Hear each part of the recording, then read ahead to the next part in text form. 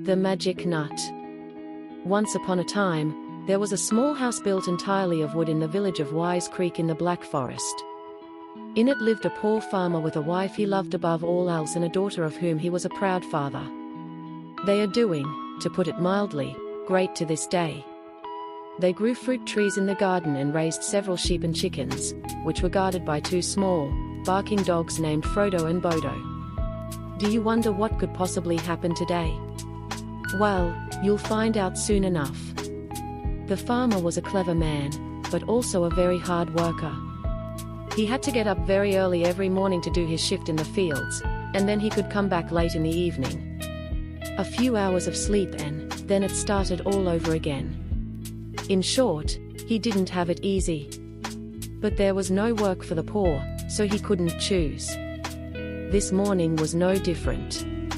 He got up, said goodbye to his wife, kissed the sleeping Natalie on the forehead, poured himself a cup of lemon tea with honey, which wonderfully strengthens the body, and left. As always, there was a lot of work to be done in the field. Late in the evening, when he was the only one left in the field, he got up, put on a smile, and went home. He didn't walk very fast, he limped. His head ached like never before, his eyes closed on their own, his knees gave way as he walked. But finally he was in front of the house he could proudly call home. He opened it and automatically made his way to the room with the beds. He expected a sleeping wife, a sleeping daughter, but what he actually saw left him speechless. His wife lay with a wrapped baby in her arms on the bed. She's sick.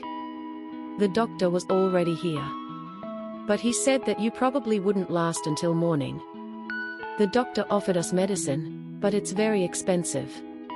He offered it to us for 5 guilders, but where would we get so much money? The farmer was silent. Whether he was thinking or simply too surprised, I don't know. But as far as I know, he said these words a few moments later. I won't stay here and wait for my only daughter to die. I'll go out and find someone who will give me the medicine for less money. Maybe someone can help us for free. Don't be stupid, man, the medicine is too rare, no one will sell it to us for less money. She shouted at the farmer, but he had already gone out the door. He took 2 gold pieces from the family's piggy bank, their only savings for bad times, and stumbled off in search of help. The doctor came from a town in the south. So he ran north. He ran through the deserted forest, past the stream, until he came to a beautiful field path. He felt good, so he stayed on the way. Soon he noticed an old man who was limping badly and coming straight towards him. So he ran and stopped less than a meter from the man.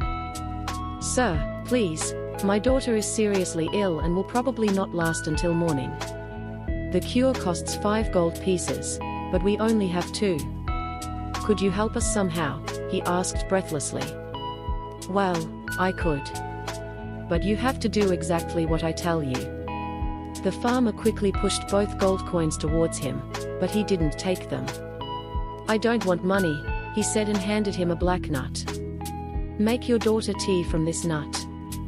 But quickly, don't hesitate and don't stop anywhere. If she drinks it all in time, she will be fine again. If you don't make it, no one will be able to help her anymore. The farmer took the nut from the old man, thanked him and hurried home. At home, he made tea from a nut, rushed into the room and quickly handed it to the sick little girl so that she could drink it as quickly as possible. Natalie complained of unbearable pain, but she obeyed. Then she fell asleep. The farmer collapsed tiredly next to his wife and the sleeping child, closed his eyes and no longer heard the many questions his wife was now asking him. In the morning he was awakened by joyful cries. Natalie recovered, she was again the smiling, cheerful little girl she once was. He got up, and wanted to get ready for another day in the field. Then his daughter jumped into his arms and gave him a kiss. Father, stay in bed today, and I'll be there for you with Mom, you have the day off, it's Sunday. Oh, I forgot, laughed the man, and then he went with his daughter into the garden to enjoy a beautiful day.